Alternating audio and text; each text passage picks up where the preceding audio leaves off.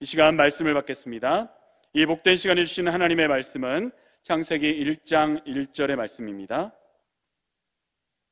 구약성경 1면에 있는 창세기 1장 1절의 말씀, 창조 세계에 대한 청지기적 사명, 환경 청지기론이라는 제목으로 최재호 목사님께서 말씀 전해주시겠습니다. 창세기 1장 1절의 말씀 합독하겠습니다. 시작. 태초에 하나님이 천지를 창조하시니라. 아멘.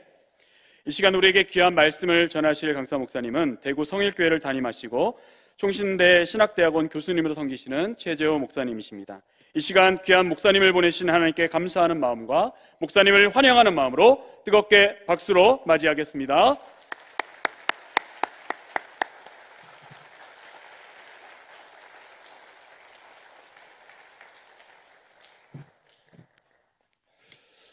총회 신학정체성위원회 사역의 열매를 여러분들과 함께 나누게 되어서 감사드립니다. 하나님께 감사드리고 또 목사님께 감사드리고 또 여러분 모든 성도님들께 감사드립니다.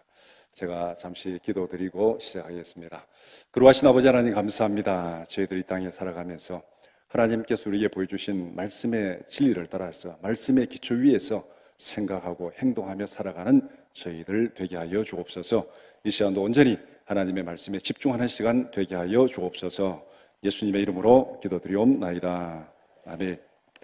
저에게 주어진 시간이 50분입니다. 제게는 짧은 시간이고 여러분에게는 아주 긴 시간입니다.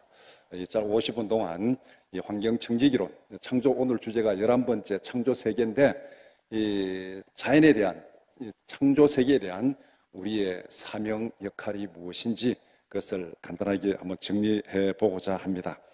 환경 문제는 전 세계적으로 가장 민감한 이슈 중에 하나가 되었습니다. 우리나라도 예외는 아닙니다.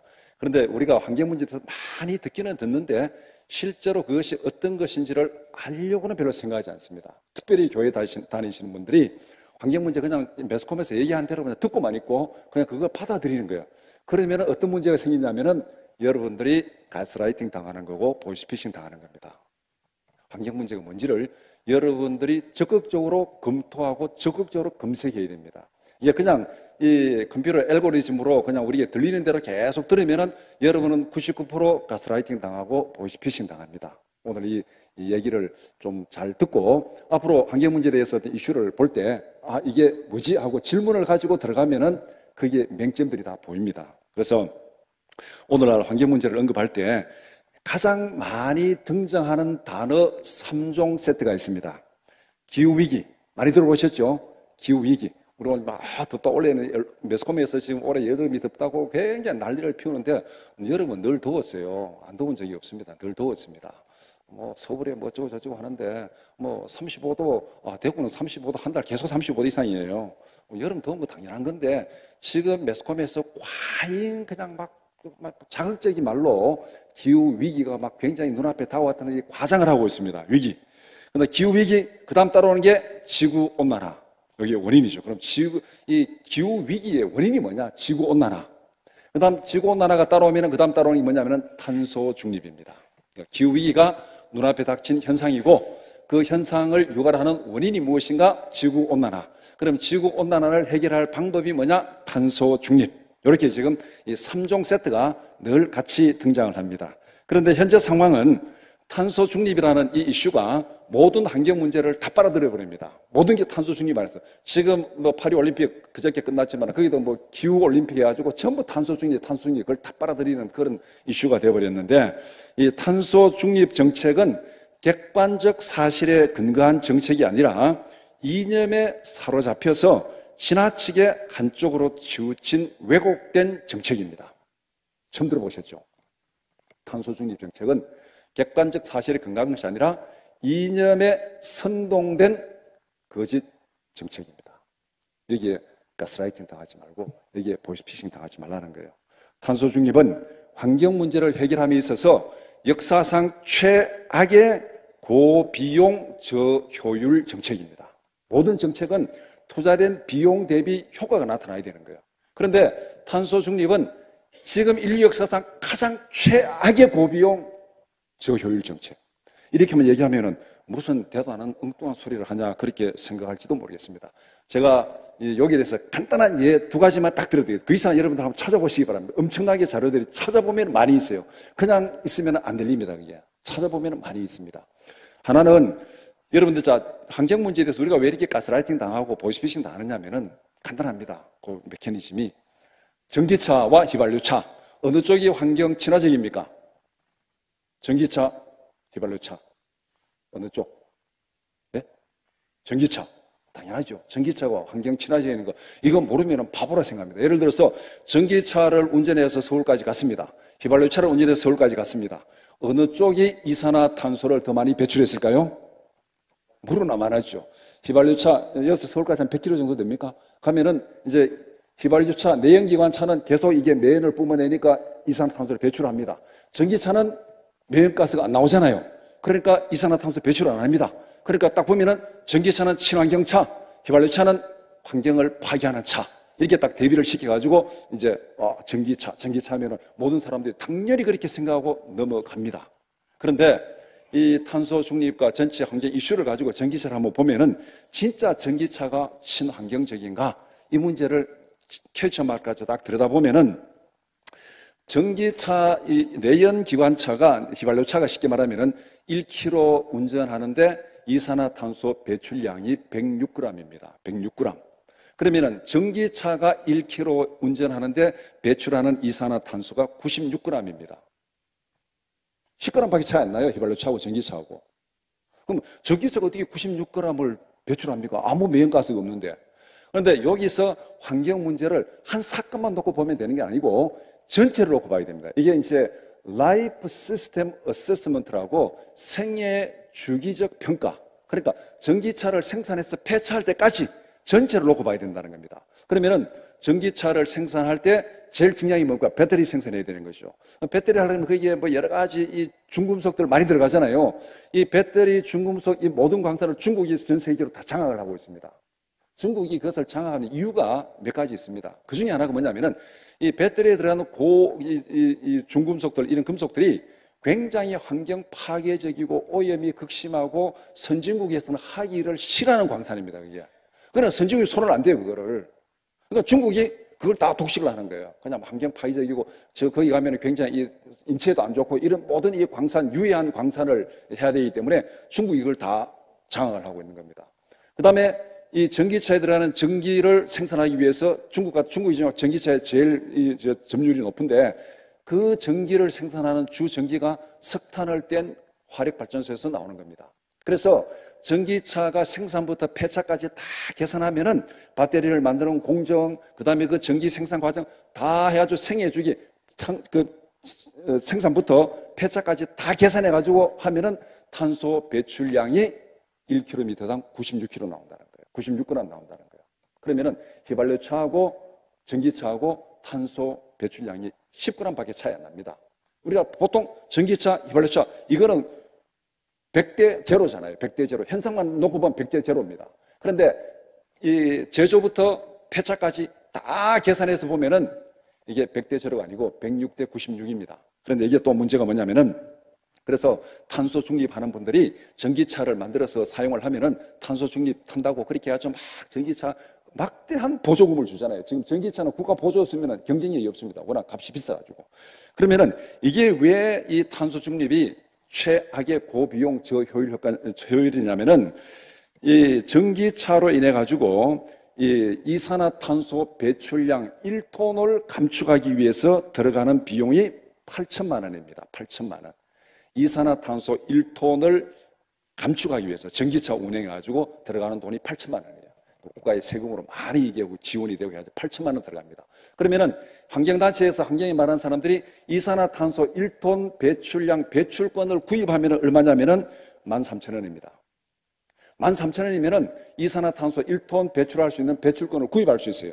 그런데 전기차를 사용해가지고 이산화탄소 1톤 배출을 줄이려고 그러면은 8천만 원 들어갑니다. 그러면은 6,000배가 비싸다는 겁니다. 6,000배가 비싸다는 거예요. 이산화탄소 중립 정책이 이렇게 고비용 저효율 정책.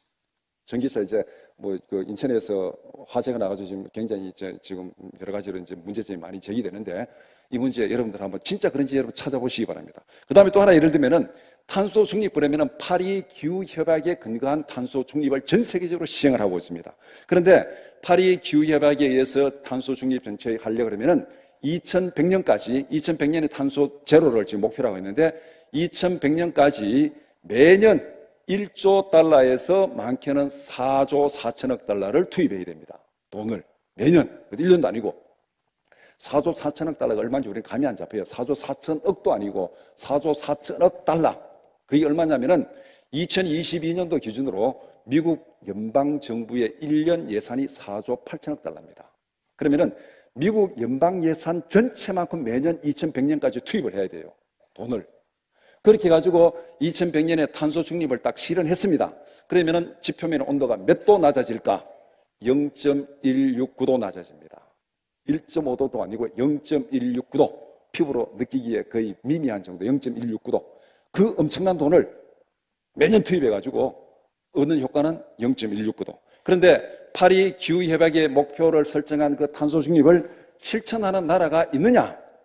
이 지구상에 한 나라도 없습니다. 한 나라도 없습니다. 하나도 실천 안 하면서 왜 자꾸 탄소 중립하라고 우리에게 강요를 하는지 여기에 결정적인 모순이 있습니다. 왜 그렇게 하는지 이게 바로 공포 마케팅, 가스라이팅이고 보이스피싱이에요. 이 정도만 하고 요거는 넘어가겠습니다. 그래서 이념에 사로잡혀서 심각하게 왜곡된 환경운동을 바로잡아야 될 긴급한 과제가 우리 앞에 놓여 있습니다. 왜곡된 환경운동을 바로잡기 위해서는 세계관에 대한 기초를 바로잡아야 됩니다. 간단히 이야기하면 숲을 보고 나무를 봐야 됩니다. 숲을 보고 나무를 봐야 됩니다.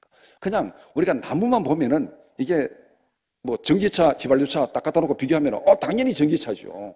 요 숲만 보는 거예요. 이게 딱 현상만. 그러니까 선동하는 사람들은 요 현상만 하나 딱 잡고 선동합니다. 그러니까 우리는 그 현상 딱 보고 맞네 하고 다 선동당해요. 이게 숲만 보고 하면 나무만 보면 고려 되는 거예요. 그런데 숲을 보고 나무를 보면 얘기가 달라진다는 겁니다. 아까 말하는 LCA, Life System Assessment, 생산부터 폐차까지 전체를 다 놓고 보면은 결코 그렇지 않다는 것입니다. 그래서 올바른 세계관의 기초에서 삶의 방향과 행동을 결정해야 됩니다. 세계관이 잘못되면은 행동은 잘못될 수밖에 없습니다. 방향이 잘못됐기 때문에, 기초가 잘못됐기 때문에. 그럼 세계관이 뭐냐? 간단히 정리하면은 세계관은 보고 듣고 생각하는 틀. 내 안에서 세상을 보고 듣고 생각하는 틀이 세계관입니다. 보고 듣고 생각하는 틀. 그러면 성경적 세계관은 뭐냐? 성경에 의해서 만들어지고 점검된 세상을 보고 듣고 생각하는 틀. 그럼 우리 환경 문제를 다룰 때도 성경에 의해서 만들어지고 점검된 보고 듣고 생각하는 틀로 환경 문제를 봐야 됩니다. 성경적 세계관의 기초에서 환경 운동을 가르치고 실천해야 될 사명이 우리 앞에 있다는 겁니다. 그러면은 성경적 세계관의 원리가 무엇인지를 간략하게 정리하고 환경 문제로 넘어가겠습니다. 올바른 환경 운동을 위해서는 이게 반드시 필요합니다. 숲을 보고 나무를 보라 그랬잖아요. 숲을 안 보고 나무를 보면은 그건 제대로 평가할 수가 없습니다. 숲을 보고 나무를 봐야 됩니다. 그러면은 성경적 세계관의 첫 번째 원리가 뭐냐면은 하나님의 주권적 창조입니다. 창세기 1장 1절 말씀 우리 같이 보겠습니다. 1장 1절 시작. 태초에 하나님이 천지를 창조하시니라. 이 문장 안에 성경적 세계관의 모든 구조가 다 들어가 있습니다. 다른 거 볼 거 없어요. 창세기 1장 1절만 딱 보면 돼요. 창세기 1장 1절만 믿어지면은 성경에서 안 믿어질 거 하나도 없습니다. 뭐 동정녀 탄생, 죽은 사람 살리는 거, 오병이요, 무에서 육을 창조하는 것에 비하면 아무것도 아니에요. 그거는 사람들이 창세기 1장 1절을 무시하고 넘어가는데 저는 창세기 1장 1절만 알면은 나머지는 다 안 봐도 돼요. 이것만 진짜 믿으시면 다 끝났습니다. 그래서 여기서 1장 1절을 딱 분석을 하면은, 문장 분석하면은 여러분들 영어 공부할 때 배운 삼형식입니다. 하나님이 주어, 창조하셨다, 동사, 뭐를, 천지를, 목적어. 이게 삼형식으로 딱 구조가 되어 있습니다. 그러면은 하나님이 주어이고 하나님 이외의 모든 것은 목적어입니다. 이 문장의 구조가 그래요. 이 문장의 구조가 이 창조 세계의 질서입니다. 하나님이 주어고 나머지 모든 피조물들은 하나님이 창조하신 목적어입니다. 그러면은 주어는 주어의 자리에 있어야 되고 목적어는 목적어 자리에 있어야 됩니다. 이것이 바로 성경적 세계관의 첫 번째 원리, 하나님의 주권적 창조, 하나님이 창조하신 지구는 결코 신이 될 수 없습니다. 범신론적인 환경론을 배격하는 이유가 바로 여기에 있습니다. 생태 중심주의, 이코센츄리즘, 환경 얘기하면 이코센츄리즘을 얘기를 많이 하는데 이게 범신론적 사상에 근거한 겁니다. 그리고 교회에서 환경운동, 교회 이름으로 환경운동하는 단체가 제일 큰 단체가 한국에서 기독교 환경운동연대입니다. 기환연이라고. 교회 이름으로 환경운동하는 이 단체가 역사도 제일 오래됐고 제일 큽니다. 그런데 이 단체의 신학은 범신론입니다. 심각한 거죠. 교회 이름으로 환경운동하는데 신학이 범신론이에요. 창세기는 범신론을 용납할 수 없어요.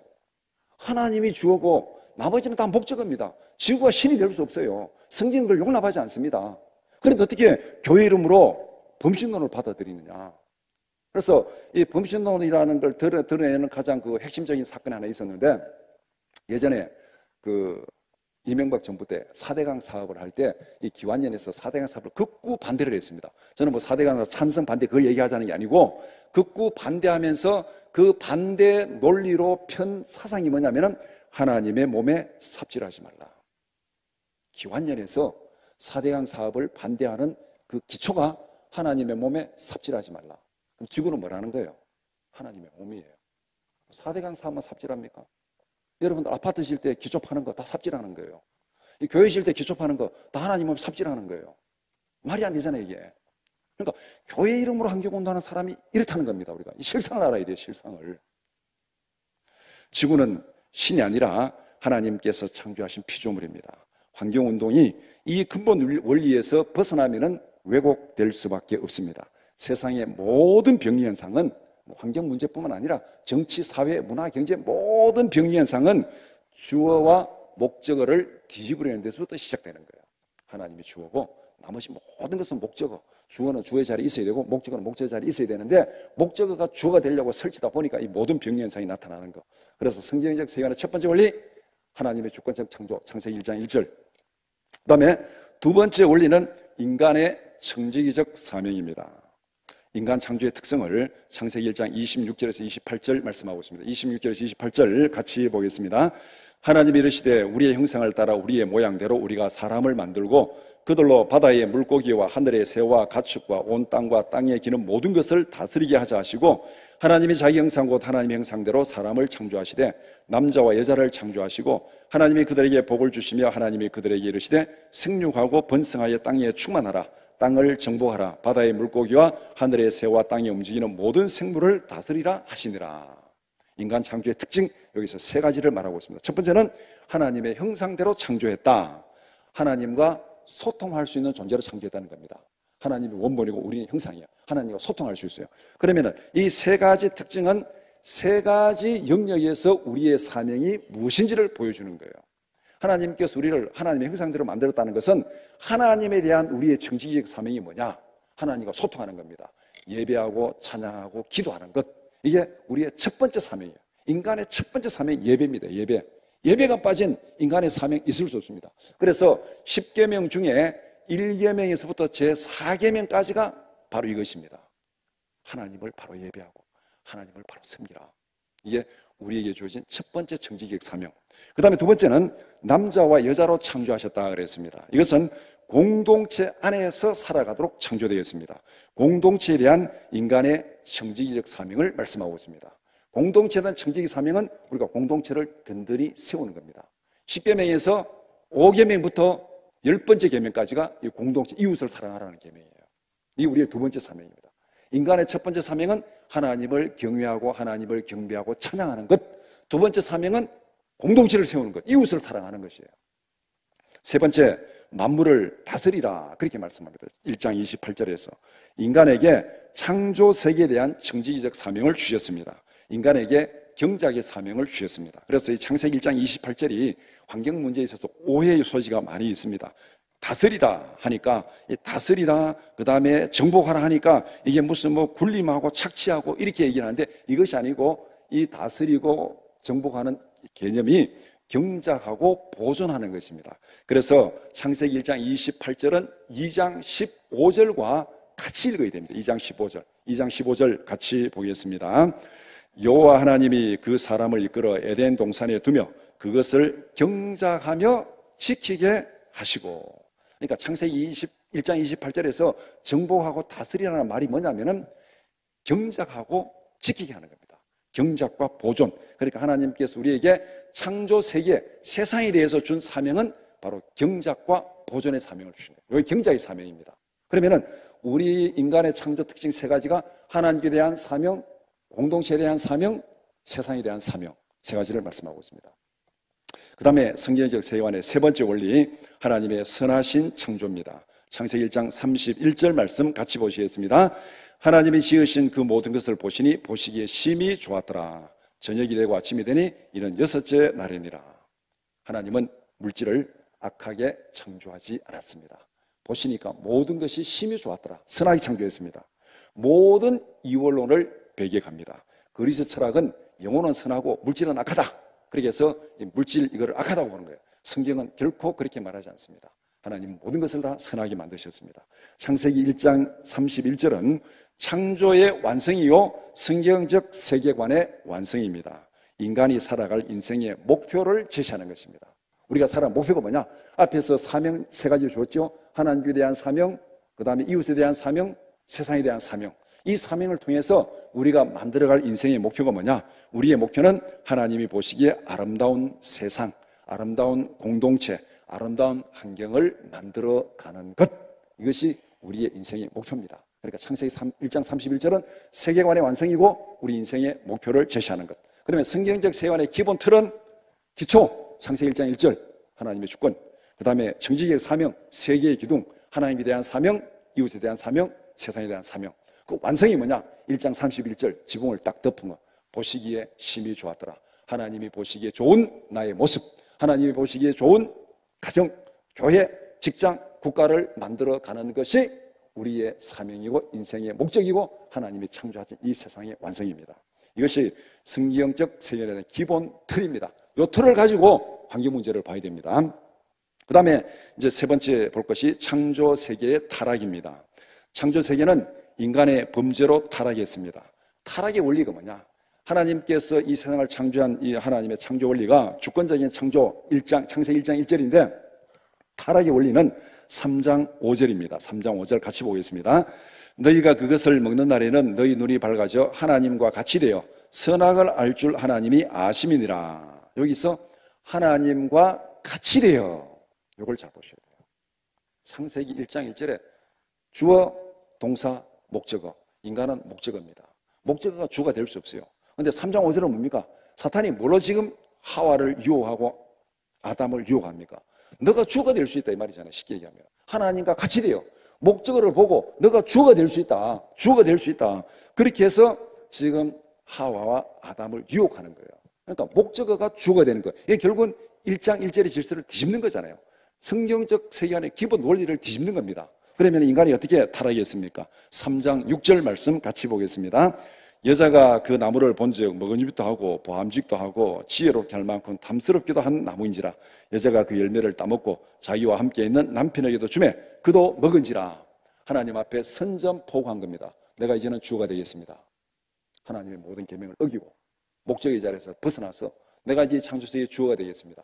그러면은 하나님과 이제 같은 주어의 자리를 놓고 싸워야 되잖아요. 하나님이 주가 되든지 내가 주가 되겠다고 하나님의 계명을 어기고 정상 공식적으로 선전포고를 했으니까 내가 하나님을 이기고 주가 되든지 이제 싸워야 됩니다. 이게 타락이에요. 그래서 오늘 모든 인본주의 사상이 뭡니까? 하나님의 주권을 무시하고 하나님을 무시하고 내가 주인이라고 생각하는 게 인본주의 사상의 기본이잖아요. 이게 타락이에요. 그러면 타락의 결과가 어떻게 되겠습니까? 하나님께서 아름답게 창조한 세계가 전쟁터로 변질되었습니다. 창세기 3장 15절 말씀 같이 보겠습니다. 내가 너로 여자와 원수가 되게 하고 내 후손도 여자의 후손과 원수가 되게 하리니 여자의 후손은 내 머리를 상하게 할 것이요 너는 그의 발꿈치를 상하게 할 것이라. 머리를 상하게 하면 죽는 거죠. 발꿈치를 상하고 죽고 죽이는 전쟁터가 된 겁니다. 이게 지금 타락한 이후에 변질된 세상입니다. 하나님께서 아름답게 창조하신 세상이 인간이 범죄하고 하나님께 반역함으로 인해 가지고 이렇게 전쟁터로 변했습니다. 이렇게 인간이 반역함으로 선하게 창조된 자연세계가 저주를 받았습니다. 인간만 저주를 받은 것이 아니고 자연세계도 같이 저주를 받았습니다. 창세기 3장 17절 말씀 같이 보겠습니다. 아담에게 이르시되 내가 내 아내의 말을 듣고 내가 내게 먹지 말라 한 나무의 열매를 먹었은즉 땅은 너로 말미암아 저주를 받고 너는 내 평생에 수고해야 그 소산을 먹으리라. 땅은 너로 말미암아 저주를 받고, 창조세계가 하나님이 보시기에 심히 좋았더라 한 창조세계가 아담이 범죄함으로 너로 말미암아 저주를 받았다. 창조세계가 타락했습니다. 자연은 선한 상태가 아니라 타락한 질서 속에서 신음하고 있습니다. 로마서 8장 21절 말씀 같이 보겠습니다. 그 바라는 것은 피조물도 썩어짐의 종로로 단 데서 해방되어 하나님의 자녀들의 영광의 자유에 이르는 것이니라. 썩어짐의 종로로 다는 것을 신음하고 있는 게 지금 이 타락한 세상의 자연의 모습입니다. 자연이 멀리서 보면 아름답잖아요. 숲이 아름답잖아요. 근데 여러분 숲속에 들어가 보세요. 거기에는 온갖 독초들도 많고 약육강식에 먹이 사슬이에서 죽고 죽는 그런 비참한 일들이 거기 벌어집니다. 멀리서 보면 숲이 좋은데 여러분 숲에서 길을 잃고 하룻밤을 거기 지나보세요. 정말 편안하고 좋은지 아마 덜덜덜 두려워져서 떨어가지고 안 죽으면 다행입니다. 이게 자연이에요, 자연. 이게 지금 이렇게 자연이 신음하고 있습니다. 자연세계가 타락했습니다. 그런데 급진적인 환경단자들은 자연은 선하다고 생각합니다. 오늘 모든 환경운동하는 사람, 녹색 들어가는 모든 건 다 거의 대부분 자연은 선하다고 생각해요. 세상과 자연의 타락을 알지 못합니다. 모든 종류의 경작을 반대합니다. 모든 종류의 개발을 반대합니다. 녹색 들어가는 모든 이 환경운동가들, 급진적인 환경운동가들, 범신론에 경과한 환경운동가들은 자연이 타락했다는 것, 자연이 악하다는 걸 인정하지 않습니다. 그냥 자연은 선하다. 그러니까 자연은 손대지 말라는 거예요. 댐을 만들든지 무슨 공단을 만들든지 뭘 하든지 간에 여러분 한번 그 주위 한번 가보세요. 플랜카드 안 붙은 적이 있는가? 거기에 무슨 개발에 반대한다고 생업이 어쩌고 그게 또 환경단체가 개입해가지고 환경 파괴부터 해가지고 온갖 것들이 다 모든 개발에는 다 반대가 나옵니다. 이게 잘못된 거예요. 자연으로 돌아가자. 이들의 모토가 자연으로 돌아가자. 그런데 오히려 자연으로 돌아가면은 환경 파괴를 초래합니다. 자연으로 돌아가면 환경 파괴를 초래하는 거예요. 나중에 다시 이 문제 한번 언급하겠습니다. 자연은 타락했지만은 하나님은 여전히 창조 질서를 보존하고 섭리하십니다. 노아 홍수 이후에도 하나님은 창조 질서를 보존하셨습니다. 그러나 타락한 세상은 하나님의 때에 하나님의 방식으로 끝날 것입니다. 이 세상은 영원하지 않습니다. 타락한 세상은 종말이 옵니다. 제가 그 포스트를 보니까 다음 주가 종말론이던데 세상은 종말이 옵니다. 마지막 날에 하나님 앞에 섰을 때 우리는 어떤 평가를 받아야 되는가? 이것이 오늘 우리가 살아가는 우리 앞에 던져진 질문입니다. 하나님 앞에 섰을 때 우리가 하나님 앞에 서든지 예수님이 재림에서 끝나든지 간에 이 세상은 끝나는데 우리가 하나님 앞에 섰을 때 어떤 평가를 받아야 되는가? 우리에게 필요한 것은 성경적 세계관에 기초한 청지기적 사명을 잘 감당하는 것입니다. 우리의 청지기 사명이 세 가지 영역이라고 했잖아요. 하나님께 대해서, 이웃에 대해서, 세상에 대해서. 이 세 가지 영역을 잘 감당하는 것. 그럴 때 착하고 충성된 종아, 그렇게 평가를 받을 것입니다. 자, 그러면은 이제 환경 문제에 들어가서 자연에 대한 인간의 청지기적 사명이 무엇인가? 하나님은 우리를 청지기로 부르시고 경작과 보존의 사명을 주셨습니다. 창세기 2장 15절 앞에서 읽었는데 다시 한번 보겠습니다. 여호와 하나님이 그 사람을 이끌어 에덴 동산에 두어 그것을 경작하며 지키게 하시고, 이것이 자연에 대해서 하나님 우리에게 주신 사명입니다. 경작하고 지키는 것, 경작하고 지키는 것. 그러면은 타락한 이후에는 경작을 위해서 더 많이 노력해야 됩니다. 하나님이 처음에 만든 이 세상이 타락하기 전에는 우리가 경작에 대해서 좀 덜 노력해도 된다. 말이 좀 이상하지만은 타락한 이후에는 그 전보다가 경작에 대한 노력이 훨씬 더 많이 필요하다는 거예요. 이 말은 다른 말로 말하면은 우리가 이 자연을 경작하고 보존하고 우리가 노력하지 않으면은 자연은 점점 더 악하게 되는 것이고 점점 더 우리에게 해를 끼치는 쪽으로 가게 되어 있다는 겁니다. 우리는 이 타락한 이후에는 더 많이 경작하고 더 많이 보존해야 되는 거예요. 창세기 3장 18절에서 19절 말씀 같이 보겠습니다. 땅이 내게 가시덤불과 은근키를 낼 것이라. 내가 먹을 것은 밭의 채소인즉 내가 흙으로 돌아갈 때까지 얼굴에 땀을 흘려야 먹을 것을 먹으리니 내가 그것에서 취함을 입었음이라. 너는 흙이니 흙으로 돌아갈 것이니라 하시니라. 내가 얼굴에 땀을 흘려야 먹을 것을 먹으리니. 그전에는 얼굴에 땀 안 흘려도 하나님 먹을 거 다 줬어요.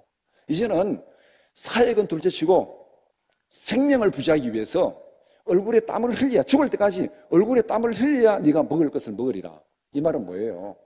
경작의 사명이 몇 배나 더 가중됐다는 겁니다. 타락한 이후에는.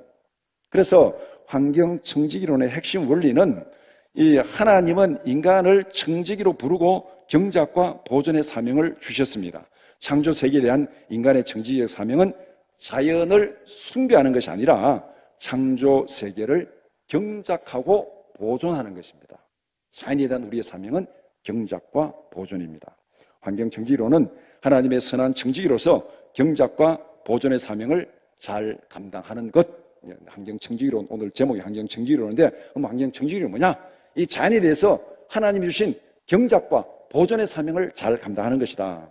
환경 청지기론의 목표는 이 세상을 하나님이 보시기에 좋은 세상으로 만드는 것입니다. 환경 청지기론의 목표는 이 세상을 사람들이 살아가기에 더 안전하고 더 깨끗하고 더 풍요롭게 만드는 것. 왜 경작하고 왜 보존해야 되는가?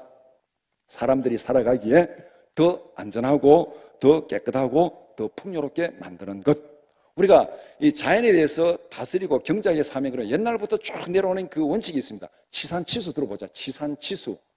옛날 왕들도 치산치수 잘못하면 왕정이 무너졌어요. 치산치수 잘못해가지고 가뭄이 들어가지고 흉년이 들었다. 홍수가 나가지고 막 대재앙이 닥쳤다.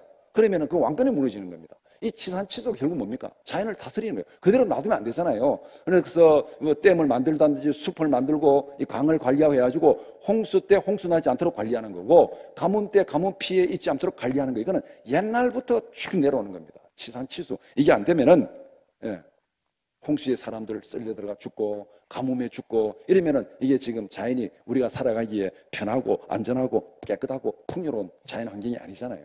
그러니까 환경 청지기론은 이 자연 세계를 인간이 살아가기에 더 안전하고, 홍수에서도 안전해야 되고 가뭄에서도 안전해야 되고, 그 다음에 더 깨끗하고, 그 다음에 오염되지 않고, 물도 오염되지 않고, 공기도 오염되지 않고, 땅도 오염되지 않고, 더 깨끗하고 더 풍요롭게 만드는 것.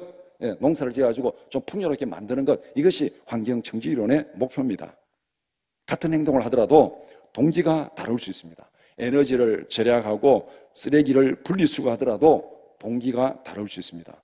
환경 청지기론의 근본적인 동기는 탄소 중립이 아니라 하나님이 창조하신 세계를 모든 피조물들이 살아가기에 안전하고 깨끗하고 풍요로운 환경으로 만드는 것. 안전하고 깨끗하고 풍요로운 환경으로 만드는 것. 이것이 환경 청지기론의 목적입니다. 그 다음에 그러면은 이제 환경을 맡은 청지기의 구체적 실천 행동, 우리가 어떻게 해야 되는가? 이제 환경 청지기론이 할 일이 뭔지를 얘기했잖아요.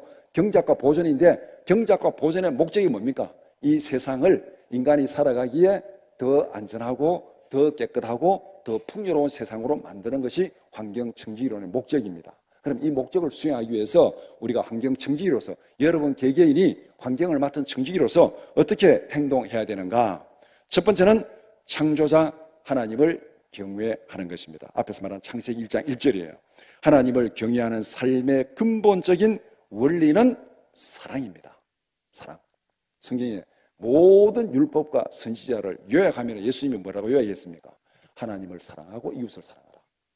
하나님을 경외하고 하나님을 경외하는 삶을 살아가는 삶의 대원칙이 하나님을 사랑하고 이웃을 사랑하라. 이 원칙은 인간이 살아가는 모든 영역에 적용되는 삶의 대원칙입니다. 환경 문제에도 이 원칙을 적용하고 실천해야 됩니다. 하나님을 사랑하라. 환경 문제, 하나님을 사랑하니 어떻게 사는가? 지구는 하나님께서 인간에게 맡기신 삶의 터전이고 사역의 현장입니다. 창조자 하나님이 주인입니다. 소유권은 하나님께 있습니다. 모든 창조의 소유권은 하나님께 있습니다. 그러면은 우리는 자연을 맡아서 관리하는 청지기입니다. 그렇기 때문에 하나님을 경외하는 마음으로 하나님의 소유인 자연을 사랑하고 깨끗하게 관리하는 거예요. 하나님이 것이니까 하나님을 경외할 때 하나님의 것을 깨끗하게 관리하잖아요. 여러분들이 어디 가다가 어떤 애가 막 좀 이렇게 어려움을 당하고 막 힘들고 막 굶고 이런 고난을 당하는 것을 봤다 칩시다. 그런데 그 애를 보니까 여러분이 굉장히 친한 친구집 애예요. 그럼 그냥 지나치겠어요? 아니면은 여러분들이 있는 돈 없는 돈 다 해가지고 도와주겠습니까? 도와주잖아요. 여러분이 친한 친구 집에니까. 그러니까 전혀 잘 모르고 얘 또 어떻게 되는지 잘못 도와줬다 뭐 내가 또 손해보는가 이런 불안이 있으면 어떻게 하겠습니까? 그렇게 할 수 없잖아요. 그러니까 이 창조 세계는 우리를 창조하신 하나님의 것입니다. 소유권은 하나님께 있어요. 그러니까 하나님을 경외하고 하나님을 사랑하는 자들은 하나님을 경외하는 마음으로 자연을 사랑하고 깨끗하게 관리해야 됩니다. 그 다음에 이웃을 사랑하라. 자연은 인간 공동체가 함께 활용하고 살아갈 공공재입니다. 공공재. 내 사적인 소유가 아니에요. 하나님이 우리 공동체, 인간 공동체에게 살아가는 공공재로 주신 겁니다. 그러면은 이웃에게 피해를 주지 않도록 우리는 자연을 유익하게 활용해야 됩니다. 나의 유익을 위해서 활용해야 되지만은 이웃에게 피해를 주지 않도록. 공공재니까 쓰레기를 안전하고 깨끗하게 처리하는 것은 이웃 사랑의 실천입니다. 인간은 살아있는 한 쓰레기를 만들 수밖에 없어요. 쓰레기 안 만드는 사람 아무도 없습니다. 쓰레기 만듭니다. 그런데 생활 쓰레기를 깨끗하게 그리고 안전하게 처리해야 됩니다. 만약에 아파트 단지에 길거리에 여러분들이 음식물 쓰레기를 막 버렸다 칩시다. 음식물 쓰레기 들고 엘리베이터 내려오다가 봉지 터지니까 막 와 쏟아붓고 가버렸다 칩시다. 그러면 그것을 이웃을 사랑하는 겁니까? 이웃을 해치는 겁니까? 엘리베이터에 음식 쓰레기 와 쏟아져 냄새 푹 나는데 그 다음 사람 출근하다 거기 딱 타면은 아침부터 기분 딱 망치잖아요. 그러니까 이게 이웃을 사랑하는 환경 문제에서 이웃을 사랑하는 게 뭔지 사람들이 더 안전하고 더 깨끗하고 더 풍요롭게 살아갈 수 있는 환경을 만드는 것 그것이 결국은 공동체 안에서 공공재를 주신 이웃을 사랑하는 겁니다. 그래서 여러분들이 겨울바다에 여행을 갔는데 가보니까 여름철에 막 피서객들이 버린 막 여러 가지 오물들이 겨울바다에 막 나뒹굴면은 기분이 좋겠습니까? 안 좋겠습니까? 기분이 안 좋죠. 이거를 크게 보면은 겨울바다에 놀러 간 사람은 그 다음 세대고 여름에 바다에서 즐긴 사람은 앞에 세대고 앞 세대가 자연을 막 착취하고 막 파괴하고 환경을 파괴하고 지나가 버리면 그 다음 온 세대들이 그거 보고 어려움을 당하는 거예요. 그게 결국 이웃 사랑이 아니잖아요. 그러니까 이웃을 사랑하라는 게 바로 환경 문제도 이렇게 적용이 되는 것입니다. 그러면은 누가 나의 이웃인가? 현재 세대 당연히 우리의 이웃이고 다음 세대를 포함한 모든 인류는 생명 공동체의 이웃입니다. 환경 문제에서 이웃을 사랑하는 것은 바로 우리 다음 세대도 안전하고 깨끗하고 풍요로운 환경에서 살아갈 수 있도록 배려하는 거예요. 그 다음에 사람, 동식물, 생태계는 하나님이 창조하신 생명 공동체의 일원입니다. 생태계가 파괴되면은 인간도 살아갈 수가 없습니다. 그래서 하나님을 경외함으로 자연을 사랑하는 것은 자연을 신격화하는 것과는 전혀 다릅니다. 자연을 숭배하는 것과 전혀 다릅니다. 범신론과는 전혀 다른 거예요. 범신론은 자연을 숭배하고 하나님의 몸에 삽질하지 말라. 그게 아니에요. 하나님을 경외함으로 자연을 사랑하는 거예요.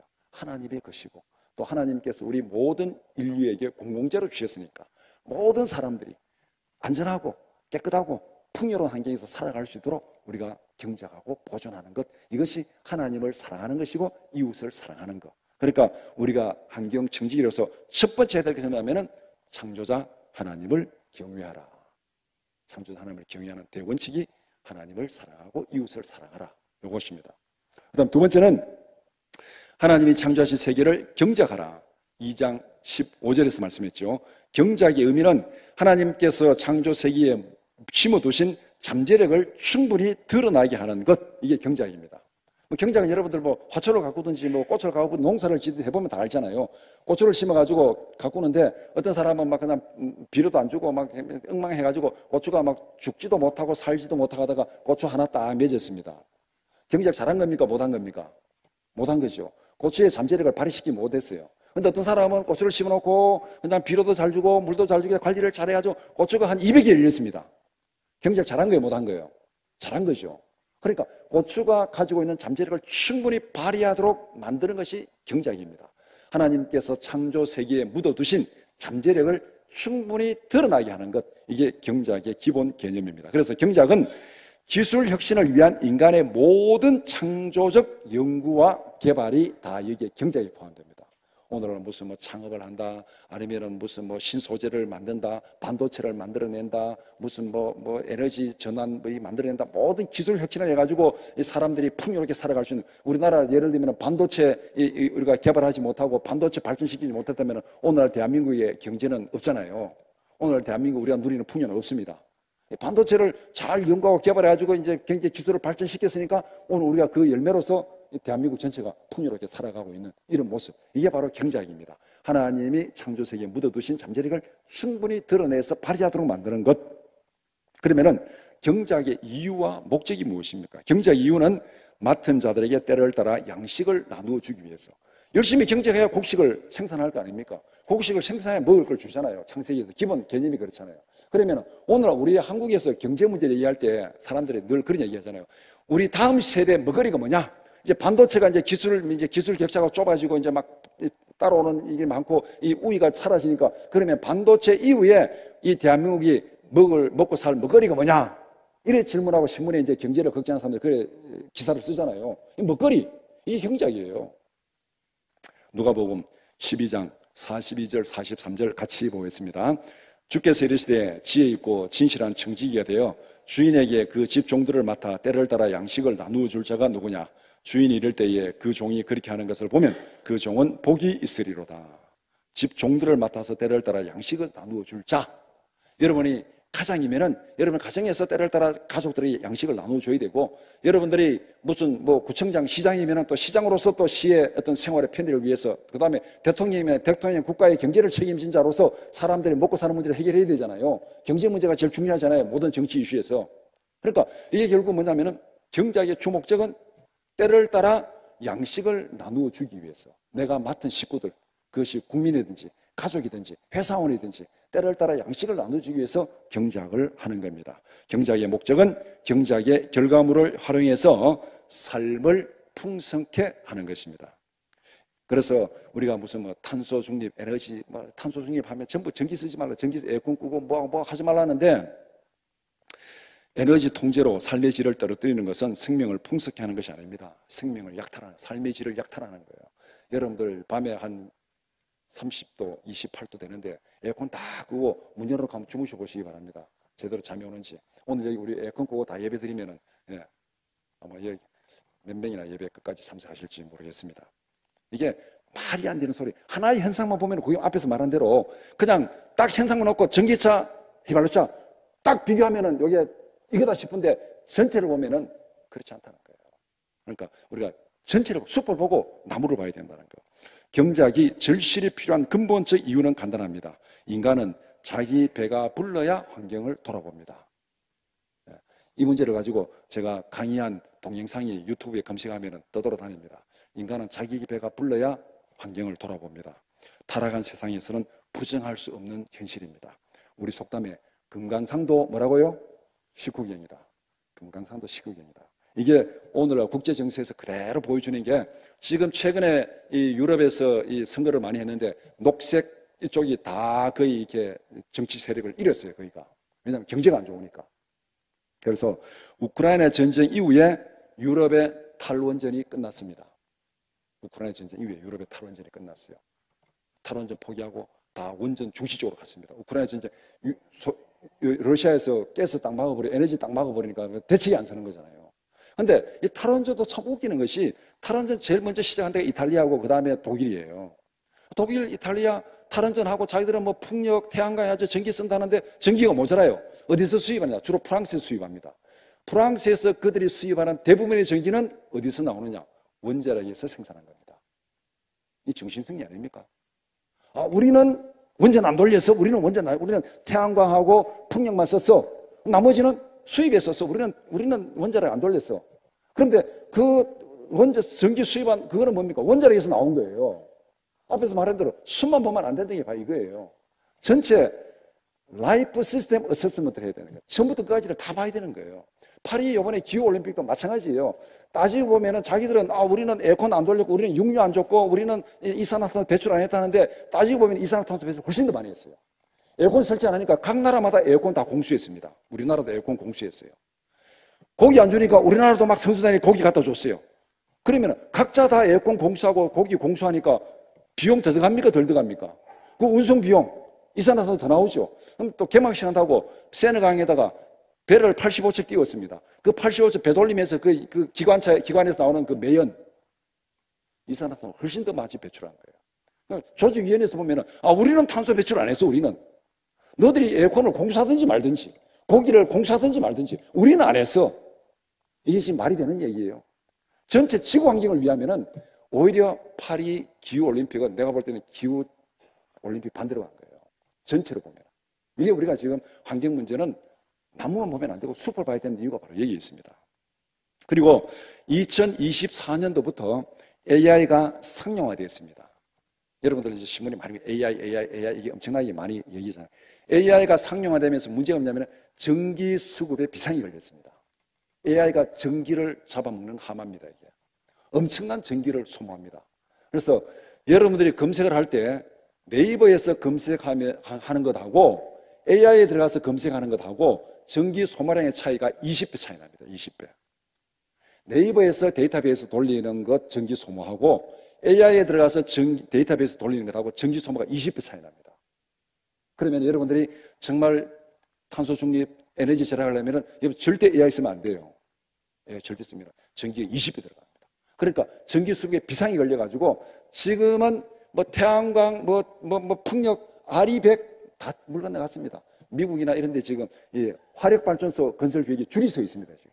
천연가스 화력발전소 건설. 왜냐하면은 이 AI 데이터베이스를 건설하려고 그러면은 미국의 어떤 주는 전기 수급 계획을 제출하지 않으면 공장 허가를 안 해줍니다. 그러면은 이 데이터베이스 건설하면 2년, 3년이면 지금 이게 완공이 되는데 그 사이에 전기 수급할 계획이 뭡니까? 화력발전소밖에 대안이 없어요. 화력발전소 같이 건설 계획을 해야 이게 허락이 나는 거예요. 그러면 지금은 화력발전소 계획에만 줄 서 있습니다. 이 탄소 중립이 지금 물 건너간 거죠. 우리가 아무리 그 전기 아끼고 뭐 어쩌고 저쩌고 뭐 육식하고 뭐 육식 안 하고 말도 안 되니 이 세상에 이거 지키는 나라 한 나라도 없다는 거 앞에서 말씀드렸죠. 한 나라도 없습니다.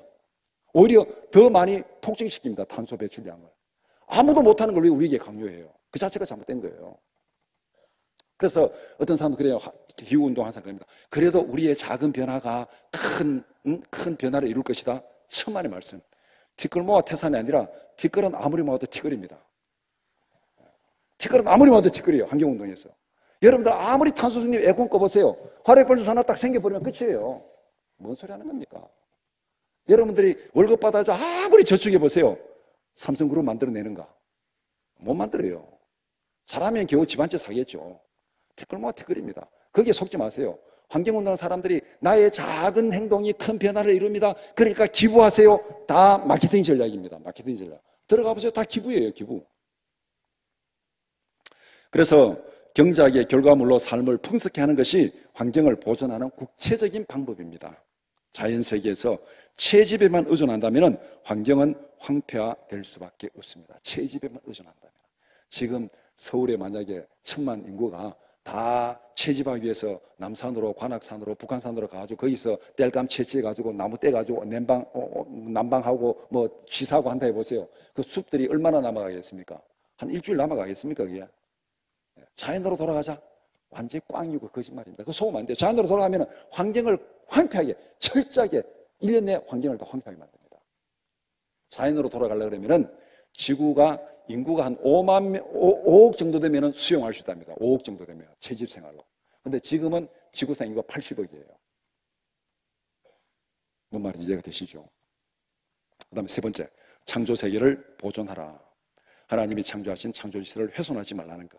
모든 경작과 개발은 하나님의 창조 질서에 맡겨야 됩니다. 우리가 살아가는 사회적 환경도 마찬가지입니다.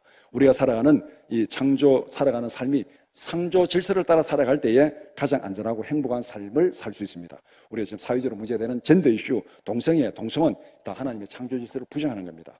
하나님이 창조하신 생태계를 보존해야 됩니다. 생물의 다양성을 보존하라. 노아 방주 사건 딱 보여주잖아요. 모든 생물을 다 방주로 들이라. 하나님께서 생물의 다양성을 보존하고 그 다음에 멸종 위기종을 보호해야 됩니다. 하나님이 주신 삶의 터전을 안전하고 깨끗하게 보존해야 됩니다. 하나님이 주신 삶의 터전을 돼지우리로 만들지 말라. 다음 세대를 위해서 쓰레기가 나뒹구는 겨울바다를 만들지 말라. 미래 세대를 위해서 생태계를 보존하고 자원을 절약해야 됩니다. 바로 이것이 창조 세계를 보존하는 것. 그러니까 앞에 하나님을 경외하고 그 다음에 경작하고 그 다음 보존하고, 네 번째, 경작의 부작용을 최소화하라. 가시덤불과 엉겅퀴를 제거하라 그랬습니다. 타락 이후에 모든 경작 활동에는 부작용이 따릅니다. 타락한 세상에서 부작용이 없는 것은 없습니다. 옛날 우리 어른들 속담에 산이 높으면 골이 깊다. 그 다음에 햇볕이 강하면 그림자도 강하다. 다 이게 명암이 있다는 겁니다. 다 부작용이 따르게 되어 있어요. 부작용을 최소화하라. 이것이 바로 경작의 부작용을 최소화하는 거예요. 경작에는 항상 부작용이 따르니까 가시덤불과 엉겅퀴가 나는 거예요. 농사 지으면 잡초를 제거해야 되잖아요. 그러니까 우리가 경작하면 쓰레기가 나오게 되어 있습니다. 항상 부작용이 나오게 되어 있어요. 그 부작용을 최소화하는 것, 이게 우리가 해야 될 네 번째 사명입니다. 그래서 경작의 부작용을 최소화하기 위해서 하는 행동이 우리가 이제 이 쓰레기 배출을 줄이는 것, 쓰레기 배출을 줄이는 것. 그래서 우리가 쓰레기를 분리수거하고 재활용하고 이것들이 이제 쓰레기 양을 줄이는 거죠. 그 다음에 이제 쓰레기 배출을 줄이기 위해서 하는 운동이 바로 웨이스트 제로 운동. 그러니까 웨이스트 제로 운동은 쓰레기 배출 안 하기. 그 다음에 슬로우 패션 운동. 슬로우 패션 운동은 뭐냐면은 우리 여자분들 이제 패션에 따라서 계절에 따라서 막 옷을 많이 바꾸고 입잖아요. 그러면 이게 옷 버릴 것도 많아지잖아요. 그럼 옷 쓰레기가 엄청나게 많이 나옵니다. 그렇게 하지 말고 슬로우 패션은 내구성이 강한 옷을 한 벌 사가지고 5년, 10년 입으라는 겁니다. 그래서 진짜 환경운동을 하려고 그러면은 진짜 정신승리 말고 진짜 환경운동 하려고 그러면은 새로운 한계가 진짜 환경운동을 한다 그러면은 우리 교인들 전체가 교복을 맞추면 돼요. 교복. 유니폼을 맞춰가지고 한 5년씩 입으면은 이게 슬로우 패션 운동을 실천하는 거예요. 뭐 그러지 않고 뭐 녹색 교회 어쩌고 저쩌고 다 쓸데없는 거짓말입니다. 이게 뭐 교회가 음식 쓰레기 좀 얼마 줄이에요? 전기세랑 얼마 절약해요? 에어컨 돌아가는데. 오늘날 교회 구조는 다 전기를 잡아먹는 구조로 되어 있습니다. 다 창문 다 밀폐해 놨잖아요. 전기 줄이려고 그러면은 창문 열어놓고 자연 채광하고 바람 해가지고 에어컨 안 틀고 그렇게 해야 되는데 다 밀폐해 놨잖아요. 밀폐해 놓으니까 낮에도 전기 켜야 되고, 그 다음에 영상 돌려야 되고, 그 다음에 에어컨 돌려야 되고, 히터 돌려야 되고, 완전 건축 구조 자체가 교회가 전기를 잡아먹는 구조로 되어 있습니다. 그래놓고 무슨 뭐 녹색교회? 말이 안 돼요. 진짜 환경운동 하려고 그러면 제가 말씀드린 대로 다 유니폼 맞춰가지고 적어도 한 5년씩 입으시면은 슬로우 패션 운동을 실천하는 거예요. 이 환경운동이 제가 말씀드린 간단하지 않다는 겁니다. 우리의 생활에 엄청난 불편이 수반돼요. 불편이 수반되는데 말로만 그것을 하고 자기들은 하지 않으면서 남에게 하라는 게 이게 문제예요. 이게. 환경운동가들이 남에게만 하라 그래요. 자기는 안 해요. 따져보면은. 자기들은 슬로우 패션 안 해요. 근데 다른 사람 보고 하라 그래요. 그래서 이 쓰레기, 배출된 쓰레기를 이제 안전하게 관리하고 처리해야 됩니다. 우리가 이 쓰레기라면 제일 먼저 생각하는 게 플라스틱입니다. 플라스틱. 플라스틱이 문제가 아니라 사용 이후에 무책임한 뒤처리가 문제입니다. 플라스틱은 생활을 편리하고 환경을 보존합니다. 지금 플라스틱이 없다 그러면은 환경은 어떻게 될까? 여러분 상상해 보세요. 여러분 생활 속에 플라스틱이 차지하는 게 비닐봉지부터 해가지고 주문하면은 뭐 포장지, 마트의 포장지, 모든 거, 그다음 건축 자재, 이것도 다 거의 뭐 나무는 거의 없고 거의 대부분 플라스틱이에요. 이거를 만약에 나무로 종이를 한다 그러면은요, 이 지구 환경은 남아나지 않습니다. 플라스틱은 환경을 보존하는 거예요. 우리 경작의 산물로 환경을 보존하는데 문제는 뒤처리가 문제입니다. 뒤처리를 제대로 하지 않으니까 매년 바다로 흘러들어가는 플라스틱이 늘 환경운동가들이 이게 문제 삼는데 900만 톤입니다. 바다로 흘러들어가는 플라스틱이 900만 톤인데 이게 매년 생산되는 전체 플라스틱은 90억 톤입니다. 90억 톤의 0.1%입니다. 0.1%가 문제가 되는 거예요. 0.1%가 바다로 흘러들어가지 이게 플라스틱 쓰레기 어쩌고 저쩌고. 그런데 99.9%는 우리 생활에 유용하게 지금 쓰이고 있어요. 그리고 이 뒤처리 문제인데 이 플라스틱이 이제 바다로 흘러가는 건 주로 대부분 중국이나 인도네시아나 필리핀, 베트남에서 바다로 들어갑니다. 왜 이리 되냐면은 선진국에서 모은 이 플라스틱 폐품을 이 후진국으로 수출합니다. 수출해가지고 그 나라에서 제대로 처리 안 하고 그냥 버려봅니다. 그러니까 이 문제가 되는 거예요. 그러니까 결과적으로는 경제가 발전해야 이 쓰레기 관리 시스템도 도입이 되는 겁니다. 그래서 경작의 부작용을 최소화하라. 경작의 부작용을 최소화하는 개발 방식을 선택해야 됩니다. 그래서 우리가 환경영향평가라는 게 있죠. 공업단지를 만들거나 신도시를 만들거나 고속도로를 만들거나 아니면 뭐 무슨 국책사업을 하거나 뭐 댐을 만들 때 환경영향평가라는 게 있습니다. 그거를 해서 환경을 최소로 파괴하면서 경작할 수 있는 그 정책을 취하는 것. 그 다음에 각종 개발로와 폐기물로 훼손된 토양과 생태계를 창조적으로 복원해야 됩니다. 그 복원한 대표적인 사례가 대한민국에서는 난지도 생태공원입니다. 상암 생태공원. 난지도 그 쓰레기 버리는 곳이었잖아요. 1970년대, 80년대, 90년대까지. 근데 지금 그것은 생태공원으로 화려하게 부활했습니다. 이것들이 이제 바로 이 경작의 부작용을 최소화하는 것, 쓰레기를 줄이고 버린 쓰레기를 안전하게 잘 관리하고 또 파괴된 이 환경을 다시 복원시키는 것, 이것이 바로 경작을 최소화하는 것, 우리가 해야 될 네 번째 사명입니다. 다섯 번째는 가르쳐 지키게 하라. 숲을 보고 나무를 보아야 됩니다. 창조자 하나님의 관점에서 세상을 보고 인생을 보아야 됩니다. 성경적 세계관의 관점에서 자연을 경작하고 보존해야 됩니다. 올바른 환경운동을 위해서 성경적 세계관과 청지기적 사명감을 가르쳐 지키게 해야 됩니다. 환경운동에서 교회가 할 수 있는 가장 중요한 사명은 가르쳐 지키게 하는 거예요. 지금은 가르쳐 지키게 하는 거예요. 무슨 교회가 나서가지고 뭐 탄소 중립 어쩌고저쩌고 아직 거기에 나갈 단계가 아니에요. 탄소 중립 제대로 알고 가 있는데 지금 알지도 못하고 막 세상에 그러니까 막 겉달려가지고 지금 거기서 하고 있는데 지금 교회가 그거 할 때가 아닙니다. 이거 바로 가르치고 지키는, 뭐가 옳은지 뭐가 그른지 먼저 가르쳐 지키게 하는 게 교회가 해야 될 첫 번째 사명입니다. 현재 환경운동을 주도하는 기후위기론의 거짓된 실상을 바로 깨닫게 해야 됩니다. 성경적 세계관에 기초한 올바른 환경운동의 실천이 절실히 요구되는 것. 그러니까 숲을 보고 나무를 보는 환경운동, 그리고 라이프 시스템 어세스먼트, 전체 생애주기 전체를 놓고 접근하는 그런 환경에 대한 평가가 필요하다는 겁니다. 그렇기 때문에 이 탄소 중립, 전기 자동차 환경을 위한다는 거, 사람들 선동가들은 하나 딱 잡고 그거 가지고 선동하는 거예요. 나무 하나 딱 잡고 그거 가지고 선동하는 겁니다. 거기 넘어가면 안 돼요. 거기 넘어가면. 어디가 강가에 가지고 물고기 하나 이상한 거 잡아가지고 바람 수질이 오는데 아주 고기가 이렇게 이상하게 생기지 않느냐? 고기 한 마리 가지고 선동하는 겁니다. 늘 그래 왔어요, 환경운동가들이. 우리가 거기에 속으면 안 돼요. 거기에 가스라이팅 당하면 안 됩니다.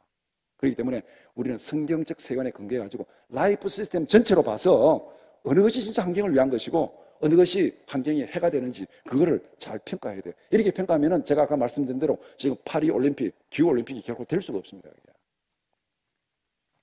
결론적으로 정리하겠습니다. 50분에 정리하는데 벌써 55분이 됐네요. 예, 성경적 환경 정지론이 추구하는 목표는 타락한 세상을 하나님 보시기에 좋은 세상으로 만들어 가는 것입니다. 하나님을 경외하는 마음으로 생명을 살리고 풍성케 하기 위하여 자연 환경을 보다 더 안전하고 깨끗하게 경작하고 보존하는 것. 그래서 성경적 정직기의 구체적 실천 행동. 첫 번째, 예배. 창조자 하나님을 경외하라. 하나님을 경외하는 마음으로 인간을 사랑하고 창조 세계를 사랑해야 된다. 예배가 첫 번째고, 그다음 두 번째, 경작. 창조 세계를 경작하라. 하나님께서 창조 세계에 묻어두신 잠재력을 충분히 드러내어서 생명을 풍성케 하라. 모든 기술 혁신, 모든 이 먹거리 문제, 이게 다 경작을 통해 결과물로 나온 거예요. 그 다음에 보존, 창조 세계를 보존하라. 하나님이 정하신 창조 질서와 생태계를 보존해야 됩니다. 관리, 경작의 부작용을 최소화하라. 가시덤불과 엉겅퀴를 제거해서 하나님이 주신 삶의 터전을 안전하고 깨끗하게 관리하고 보존해야 됩니다. 다섯 번째, 교육, 가르쳐 지키게 하라. 창조 세계에 대한 청지기적 비전과 사명을 가르쳐 지키게 해야 됩니다. 환경운동은 교회가 수행해야 할 또 다른 영적 전쟁터입니다. 속으면 안 돼요. 세상에 속으면 안 됩니다. 교회가 가스라이팅 당하면 안 돼요. 교회가 세상에 보이스피싱 당하면 안 됩니다. 영적 전쟁터입니다. 교회가 할 수 있는 가장 구체적이고 시급한 행동은 거짓된 환경운동의 실체를 바로 알리는 것. 거짓된 환경운동의 실체를 바로 알리는 것. 두 번째는 성경적 세계관에 기초한 올바른 환경운동을 바로 가르치는 것입니다. 그래서 예배, 경작, 보존, 관리, 교육, 이것이 바로 우리가 해야 될 환경운동입니다. 기도드리겠습니다.